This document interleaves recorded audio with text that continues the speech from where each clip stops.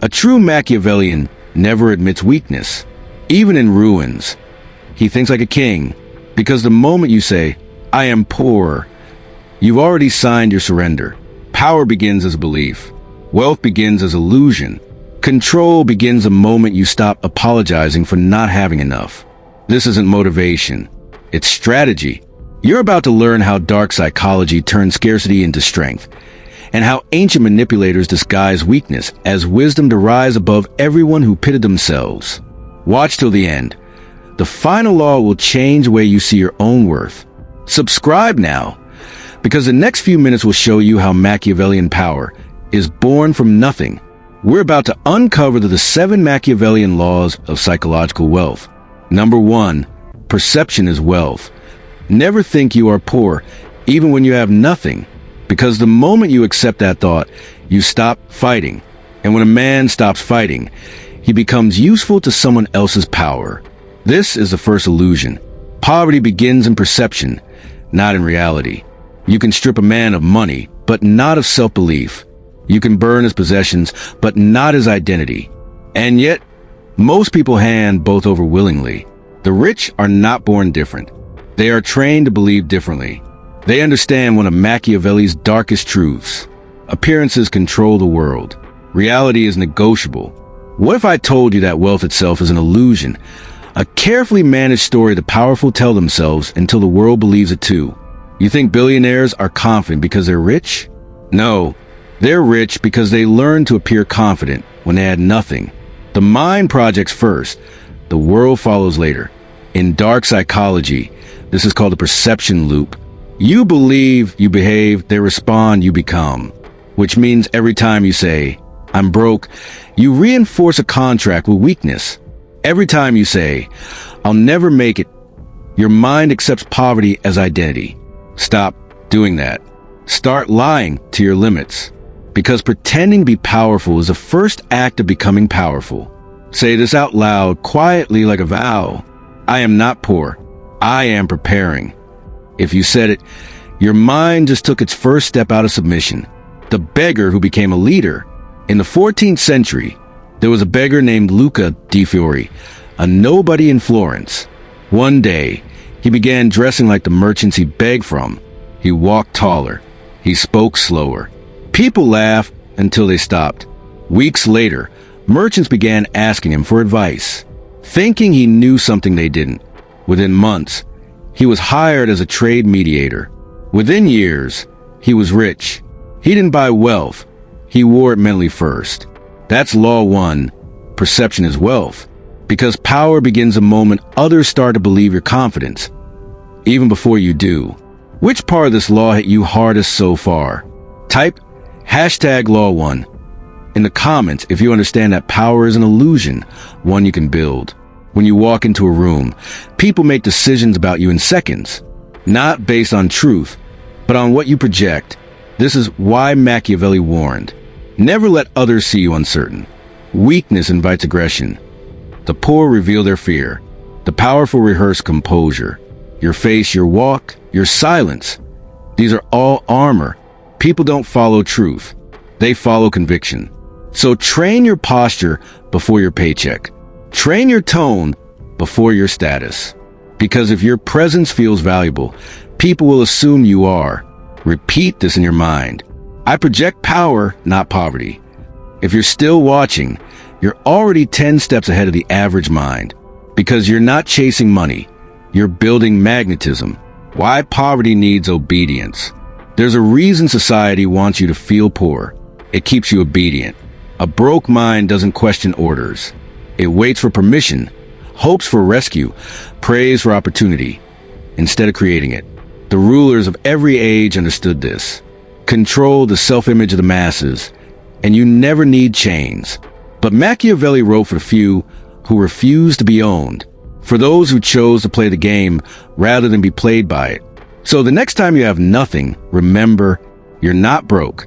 You're invisible for now, and invisibility is just another form of strategy. This was Law 1, Perception is Wealth. Next, you'll discover why desperation is the most dangerous smell in the world, and how to hide it until you win. But before you go there, comment, I am not poor, I am powerful. Because that's how every empire begins, with a mind that refuses to kneel. Number 2, never appear desperate, even when you are. Desperation is the loudest scent in the world. You don't smell it. You feel it. The needy tone, the begging eyes, the energy that screams, please notice me. Machiavelli warned, never beg to be chosen. Create the illusion that others must earn your favor. Because the desperate man, no matter how skilled, how intelligent, how good, is seen as a burden, not an asset. Predators can smell fear. The same is true in business, love, and politics. When you appear desperate, you signal low value. And in human psychology, low value repels opportunity. You think you're showing effort. The world sees weakness. This is why the powerful never chase, they attract. They don't ask to be noticed. They create gravity. That's law 2. Never appear desperate, even when you are. Say it quietly to yourself. I am calm. I am control. Because calmness is the most terrifying weapon you can own. When you stay composed under pressure, people assume you know something they don't. And that's power. The psychology behind desperation. Here's the truth most won't admit. Desperation isn't about wanting something too much. It's about believing you don't deserve it. You chase approval when you think you have none. You over-explain when you fear being misunderstood. You overgive when you think your presence alone isn't enough. But the Machiavellian mind knows. The one who needs less always controls the one who needs more. That's why kings sit still while everyone else moves. The man who never blinked. In the year 1502, Cesare Borgia, the man Machiavelli admired most, walked into a negotiation where his army was outnumbered 10-1. Everyone expected him to beg for peace. Instead, he smiled and offered his enemies wine. They were confused. Why wasn't he panicking? Within hours, his calm demeanor made them question their own advantage. They hesitated and lost the upper hand. By dawn, he controlled their city. Power isn't always about force. It's about making others uncertain while you remain still.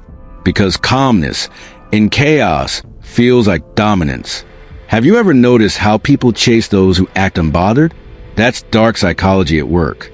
Type #Law2 in the comments if you've ever lost something because you cared too openly.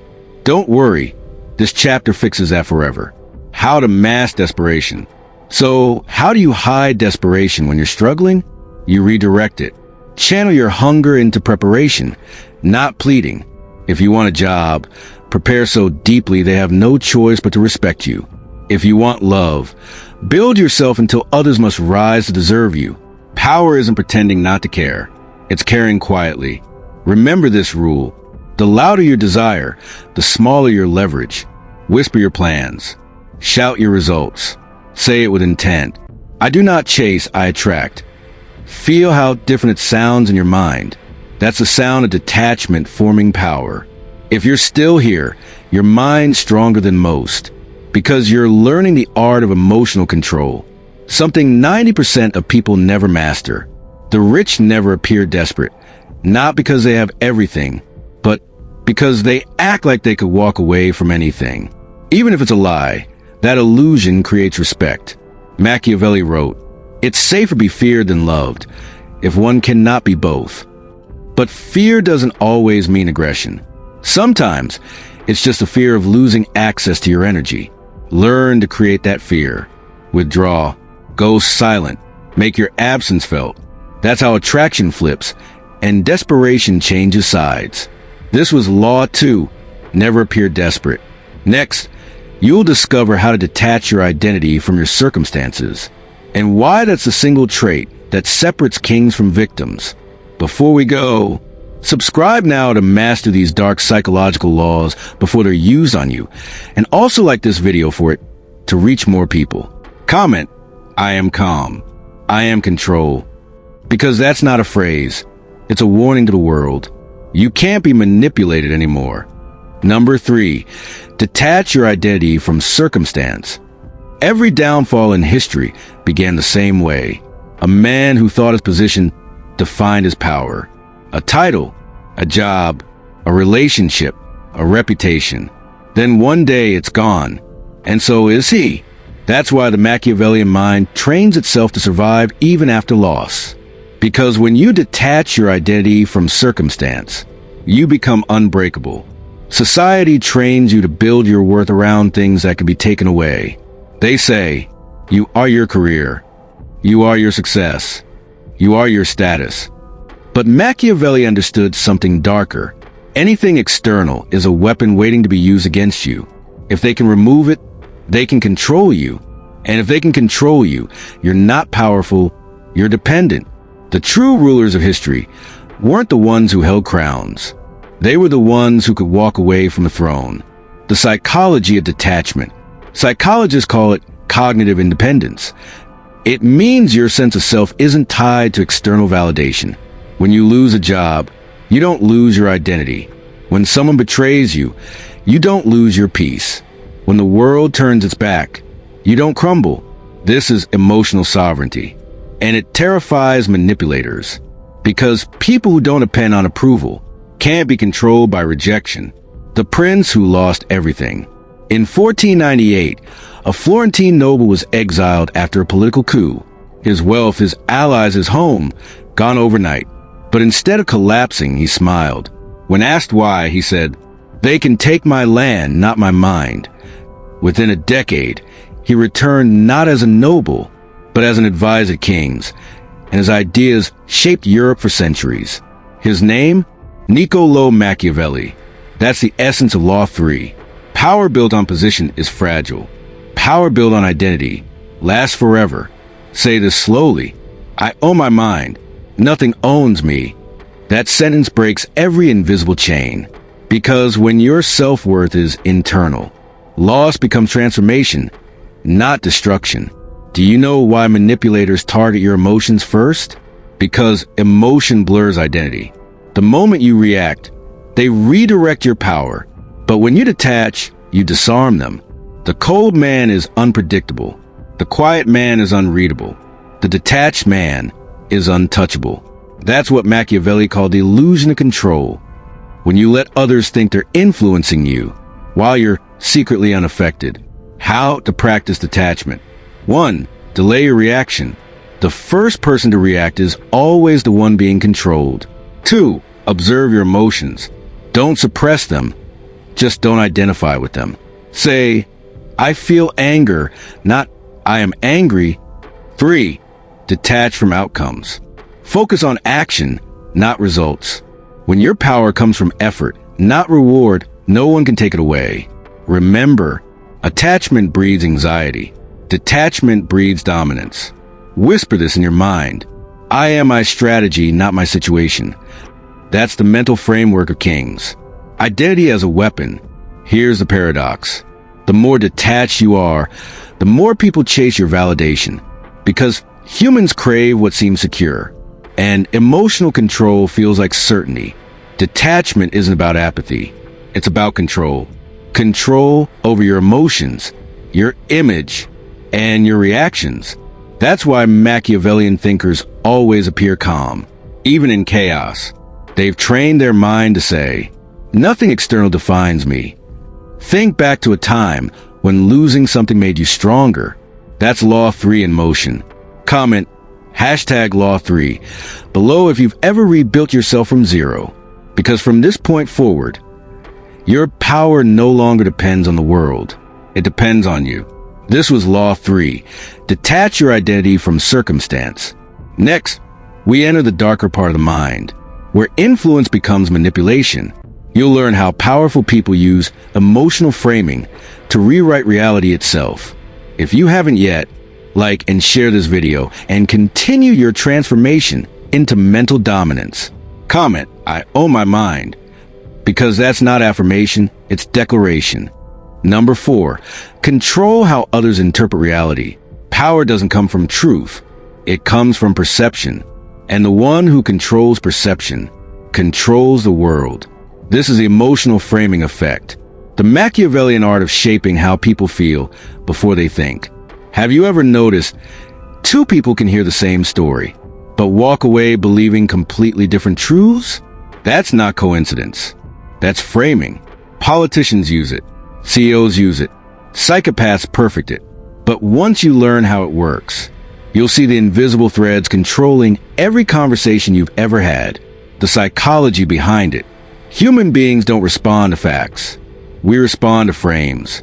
A frame is emotional context. It decides what something means. Say, he quit his job. That's neutral. Now say, he escaped the system. Same fact, different emotion. Different emotion, different power. Whoever defines the meaning of an event defines reality itself. The kings lie. Centuries ago, a ruler faced revolt. His people hated him, called him weak. His enemies gathered in secret. But the king didn't fight them. He framed them. He spread a single message through his spies. They fear me. Within weeks, the rebellion fell apart. Not because he used force, but because he changed how people interpreted his weakness. That's the essence of framing. You don't fight perception, you rewrite it. How the powerful manipulate emotion. Emotion creates focus. Focus creates belief. Belief creates loyalty. That's why manipulators never argue with logic. They control emotion because emotion decides logic. You can tell the truth and still lose.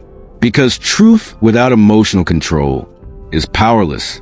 But control emotion, and you control the battlefield. Say this in your mind. I control emotion. Emotion doesn't control me. That's the Machiavellian state of power. Calm outside, strategic inside. To control a frame, you must control three things. 1. Tone. People believe how you say something more than what you say. Calmness equals authority. 2. Timing. Delay your reactions. The slower you respond, the more people value your words. 3. Emotion. Attach the desired feeling to the idea you want accepted. Fear, hope, mystery. Each emotion programs belief differently. This is how politicians shape nations, how brands control culture, and how Machiavellian thinkers command rooms without raising their voices. The shadow side of framing. But here's the danger. The moment you stop controlling your frame, someone else frames you. Lose your temper, you're unstable. Show hesitation, you're weak. Apologize too often, you're guilty. The world is constantly labeling you, but labels only stick when you accept their frame. The counterattack? Redefine the label. This is linguistic warfare, the art of turning judgment into dominance. Repeat after me. I define what things mean. Because the moment you reclaim meaning, the world loses its grip on you. You are no longer reacting. You're directing. If you've watched this far, you're not just consuming information, you're evolving. You become part of the 10% who master their own psychology, instead of being controlled by it. Comment, #FrameNoMore if you're still here, because the next part goes even darker. The masters of perception never argue. They redirect. When accused, they reframe blame as leadership. When cornered, they turn defense into strategy. When doubted, they convert suspicion into mystery. They never seek to be understood, only to be believed. The world is full of frames, each fighting for your mind. But once you see them, you can never be controlled by them again. Whisper this. I shape perception. I define meaning. I control the frame. That's not arrogance. That's awareness. Think about this. What's one label the world gave you that you now reject? Comment below, then rewrite it in your own frame. Example. They call me cold. I call it self-control. That's your first Machiavellian reframe. This was law 4. Control how others interpret reality. Next, you'll learn how the elite use scarcity and silence to make their presence magnetic and their absence unforgettable. Remember, truth is optional. Perception is everything. Number 5, the law of scarcity. Your value increases in proportion to your absence. The world doesn't value what's common. It values what's rare. Attention makes people predictable. Silence makes them powerful. That's why Machiavelli wrote, men value more what they fear losing than what they already possess. Power, therefore, isn't in your presence. It's in your withdrawal. The more available you are, the less respected you become. The more silent you are, the more they crave your voice. You don't build value by shouting louder. You build it by making silence expensive. This is the law of scarcity. The Machiavellian art of becoming desired through distance. The psychology behind it. Human psychology runs on a single bias. We chase what we can't easily have. Scarcity triggers obsession. It makes people assign value where none existed before. In economics, it creates luxury. In relationships, it creates attraction. In leadership, it creates loyalty. Power, then, is not about being seen. It's about being missed. In 1812, a brilliant war strategist vanished before a major campaign. His soldiers panicked. His rivals mocked him. Weeks later, when he returned, morale exploded. They followed him into battle like he was a god. Why? Because absence made him mythical. They projected greatness into his silence. That general was Napoleon, and he understood this truth. When you disappear strategically, you multiply your influence. Whisper this: my silence speaks louder than words. Because when you don't chase, you choose. And when you choose, you control. Why the weak overexpose themselves? Weak minds overshare. They explain. They justify. They beg to be understood. But the Machiavellian never does. He knows mystery commands curiosity, and curiosity commands obedience. Every word you say is a reveal. Every reveal is a weapon that can be turned against you. So he speaks rarely, and every sentence lands like prophecy. How to use scarcity in everyday life. 1. Speak less, say more. The fewer words you use, the greater their weight. 2. Be selectively unavailable. When you don't respond instantly, you reassert control over attention. 3. Detach from approval. People crave validation, but when you don't, they crave yours. 4. Walk away early. Ending a conversation or leaving a room at your peak impacts immense power. The Machiavellian doesn't chase admiration. He provokes it through absence. Say this aloud: my value increases when I withdraw. That's not arrogance. That's strategy. Because only those who can walk away ever truly hold power.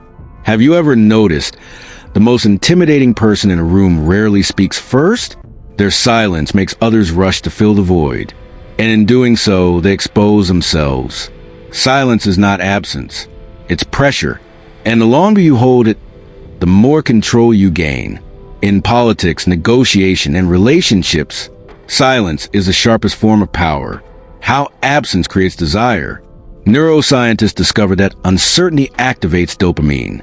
The brain craves resolution, and when it doesn't get it, it obsesses. That's why the one who withholds attention becomes the center of everyone's attention. Scarcity isn't rejection. It's seduction. It teaches others to earn what you offer freely. Say it again: my silence is power. The world's loudest men seek attention. The world's wisest men command it through restraint. If you watch this far, you're already different. You're not just hearing these words, you're applying them. The next law go even deeper, into how the elite use absence and reward to condition loyalty. Comment #power in silence if you're still watching, because you're among the few who truly understand control. Every empire, every influencer, every legend eventually vanishes. But the greatest ones plan their disappearance. They leave at their peak, forcing the world to mythologize their silence. That's what Machiavelli meant by leverage through withdrawal. When you leave before you're forgotten, you're immortalized. True power doesn't fade. It lingers. Whisper this: I am remembered when I am gone. Because absence, when timed correctly, doesn't erase influence. It multiplies it. This was Law 5, the law of scarcity. Next, you'll learn the law of reward and punishment. How powerful minds condition loyalty without force, only psychology. What comes next separates the manipulators from the masses. Comment, I am the silence they crave. Because from this point forward, your absence will speak for you. Number 6, the law of reward and punishment. Condition loyalty through strategic emotion.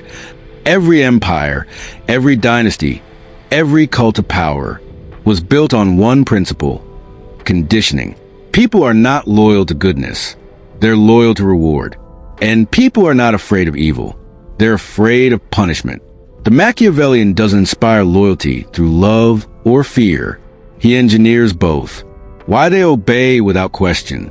The average man obeys rules. The powerful man writes them. But the Machiavellian makes others want to obey. He does it through emotional conditioning, alternating between warmth and withdrawal, reward to build hope, punishment to build respect.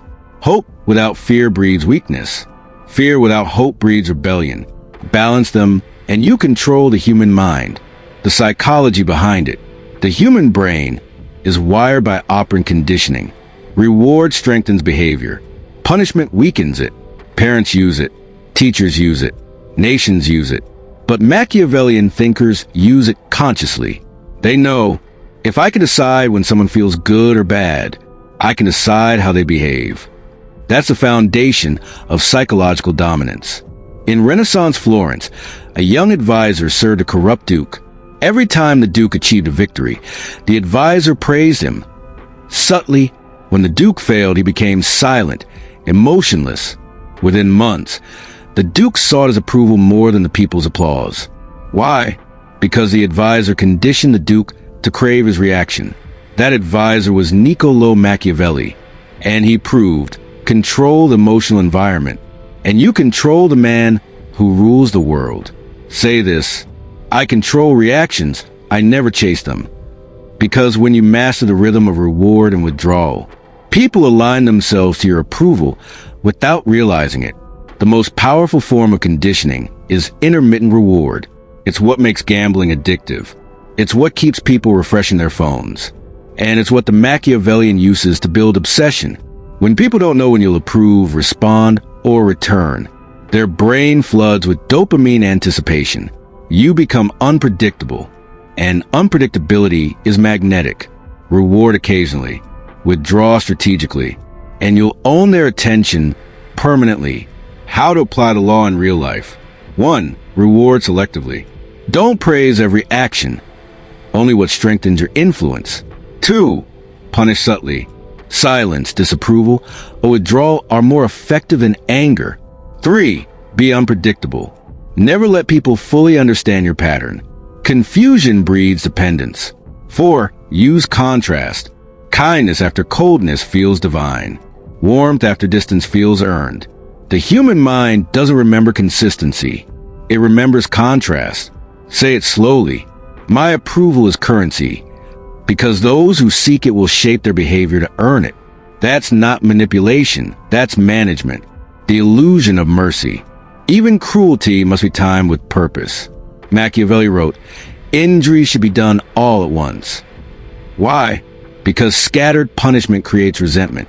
But swift, decisive punishment creates fear, then stability. The world remembers punishment longer than reward. So deliver both wisely. Show mercy once, and they'll worship you. Show it twice, and they'll mistake it for weakness. Repeat this. I reward with intention. I punish with reason. Because chaos and emotion destroys authority. But control and emotion creates it. Every emotional interaction is a negotiation of power. When someone offends you and you react, they own you.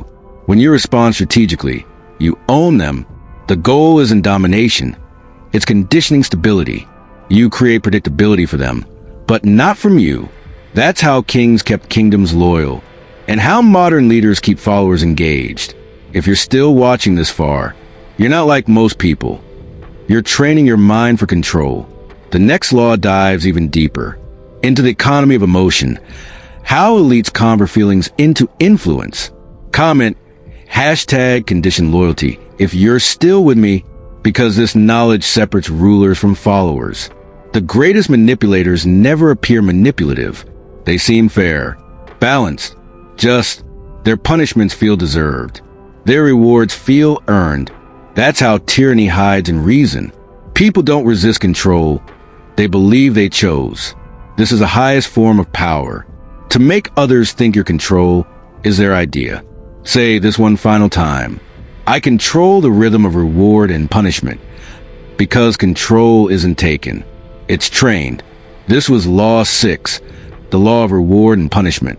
Next, you'll learn the law of emotional economy, how the rich and powerful trade feelings like currency to control perception and behavior. Each law you learn brings you one step closer to mastering the psychology of dominance. Comment, I control emotion, because by now, you no longer react, you orchestrate. Number 7, the law of emotional economy. Trade emotion like currency, never spend it carelessly. Power isn't always taken by force. Sometimes it's purchased through emotion. Every word you say, every reaction you show, is a transaction in the marketplace of psychology. And those who can control emotional currency can buy loyalty, attention, and influence without spending a dime. The economy you never see. Think about it. You feel emotional debt when you help someone who never helps you back. You feel emotional profit when someone finally values you after ignoring you. That's not coincidence. That's the economy of emotion, an invisible system where every gesture, reaction, and word has psychological price tags. And in this market, Machiavellian minds are the bankers. Ever notice how powerful people rarely react emotionally in public? It's not self-control, it's strategy. They know every outburst is a loss. Every reaction is a payment. Every emotional display costs credibility. That's why kings, CEOs, and manipulators share one rule. Never pay full price in emotion. They feel everything, but they spend nothing. The psychology behind it. The human brain mirrors emotions automatically. It's called emotional contagion. When you act angry, others feel tense. When you act calm, others soften. When you project confidence, others submit. That emotional economy in action. You create a state in others, not by words, but by regulating your own. The less reactive you are, the more powerful you appear. Because emotional silence forces others to fill the void with obedience, guilt, or admiration. The emperor's silence. In ancient Rome, an emperor was once insulted by a senator in front of his court. Everyone waited for the emperor's rage, but he didn't respond. He smiled and left the room in silence. That night, the senator couldn't sleep, terrified, obsessed, waiting for punishment. Days passed. Nothing happened. And when the emperor finally spoke to him again, kindly, the senator broke down, pledging eternal loyalty. That's emotional economy. The emperor spent nothing, but gained everything. Say this slowly. My emotions are investments. Every reaction either profits or bankrupts your power. Spend it only when it multiplies your influence. How weak people lose power. The weak overspend emotionally. They argue every point, explain every decision, defend every emotion. But every explanation is an expense. Every apology is a withdrawal. When you react to everything, you make others the accountants of your emotional bank. The Machiavellian doesn't argue, he audits. He knows when to pay in empathy and when to charge interest in silence. Managing emotional currency. 1. Audit your emotions daily. Ask, what did I spend energy on that didn't return value? 2. Delay reactions. A delayed reaction doubles in psychological value. It looks intentional. 3. Invest in influence. Use emotion to motivate others, not to vent your frustrations. 4. Diversify emotional assets. Don't rely only on charm or dominance. Mix warmth, silence, and unpredictability. Remember, every relationship is a ledger of emotional balance. Whoever owes more, obeys more. Say this, I own my emotions, they do not own me. Because the moment you master emotional debt, you'll start collecting power like interest, emotional inflation. Just like money, emotions lose value when overused. Compliment too much, it's worthless. Apologize too often, it's meaningless. Show love without boundaries, it's taken for granted. But show it rarely, and it becomes priceless. Scarcity breeds desire. Restraint creates worth. That's emotional inflation, and the wise manipulate it consciously. Whisper this, my restraint increases my value, because people crave what they cannot easily predict. The prince and the merchant. A prince once asked his advisor, how can I make the people love me? The advisor replied, Show kindness once and they'll adore you. Show it again and they'll expect it. Show it a third time and they'll demand it. The prince learned quickly. Emotion given freely loses its edge. So he rationed his words and gave affection like a monarch gives gold, sparingly, so that every gesture carried weight. Every human being seeks emotional return, validation, attention, love, approval. When you offer strategically, you become the source of emotional supply, and whoever controls supply controls the market. That's why emotional detachment isn't coldness. It's control. You're not rejecting emotion. You're pricing it correctly. Say it. I price my emotions with precision. Because the highest currency in the world isn't gold or power. It's attention. And attention follows emotion. If this lesson is hitting deeper than you expected, good. It means your mind is beginning to see the invisible systems behind human behavior. Next, you'll learn the law of absence and mystery. How to weaponize distance to multiply desire and influence. Comment #emotional economy if you're ready to trade emotion like power. Power isn't about domination. It's about balance. Those who waste emotion stay poor in influence. Those who invest emotion wisely become rich in loyalty. So remember, every sigh, smile, silence, or stare is a transaction. The wise spend emotions like gold. The weak spend them like water. The question is, are you emotionally bankrupt or emotionally sovereign? Number 8, the law of absence and mystery. Withdraw to multiply your power. The world tells you to stay visible, to post more, speak more, be seen. But the truly powerful know the opposite secret. When you disappear, the world starts looking for you. Mystery is magnetic. Absence creates value. And silence, when timed correctly, commands more power than words ever could. When you're always available, you're ordinary. When you vanish, you become legendary. People remember what they can't predict. They chase what they can't possess. They value what they can't always access. That's the paradox of human desire. Distance creates obsession. The disappearing general. There was one general who never revealed his next move. Before battle, he would vanish for days. No word, no signal. His army would grow restless, even fearful. But when he returned, calm, silent, unshaken, morale would skyrocket. His absence made him mythical. His silence made his presence sacred. When you're unpredictable, you become unforgettable. Whisper this to yourself. My absence is weight. Because when you no longer crave validation, your presence starts to command it. Why constant presence weakens you. Attention works like gravity. The more you pull, the weaker it becomes. Those who flood the world with words and posts lose impact. Those who speak rarely but precisely make every word echo. The powerful don't chase moments. They create voids. And people rush to fill them with curiosity, respect, or fear. The dark psychology of mystery. Mystery activates the Zygarnik effect, the brain's obsession with unfinished stories. When people don't know everything about you, their mind keeps replaying your image, trying to complete the puzzle. That's why kings are behind curtains. Why prophets spoke in riddles. Why Machiavelli warned rulers. Let your plans be dark and impenetrable as night. Mystery is not manipulation, it's protection. It guards your energy, your focus, your value. Say it. The less I reveal, the more I'm revered. Because every mystery feels powerful.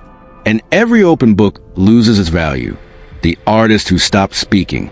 A famous painter once went silent. No interviews. No posts. No public appearances. Critics mocked him. Fans grew impatient. But when his next artwork finally appeared 2 years later, it sold for 10 times his previous record. His absence had turned him into a myth. His silence became the loudest advertisement. That's the law of absence. Attention, when withheld, compounds in value. Repeat this. My silence speaks louder than noise. Every moment I withdraw, I increase my mystery and multiply my worth. How to use distance as power. 1. Control your visibility. Show up less, but show up powerfully. 2. Pause between responses. The longer you delay, the more they anticipate. 3. Vanish strategically. When energy feels chaotic, disappear. Let absence reset your influence. 4. Reappear with evolution. When you return, be sharper, wiser, colder. People should feel your growth before you even speak. This is psychological metamorphosis. You become someone the world can't categorize. Only chase. How the world treats the unavailable. The world bows to what it cannot easily reach. It worships rarity. When you vanish, they talk. When you speak, they listen. When you return, they remember. Because mystery doesn't beg for recognition. It commands it. Say this with intent. My distance is not weakness. It's dominance. Because sometimes the most powerful move isn't stepping forward. It's stepping away. The law of absence in modern power. In the digital age, mystery is rare, and rarity is priceless. When everyone overshares, the silent become icons. When everyone explains, the unreadable become leaders. And when everyone seeks validation, the self-contained become myth. You don't need to disappear forever, only long enough to make your absence felt. I disappear to grow. I return to reign. If you've made it this far, your mind is not ordinary. You think in power, not pity. You understand now that poor isn't a lack of money. It's a lack of strategy.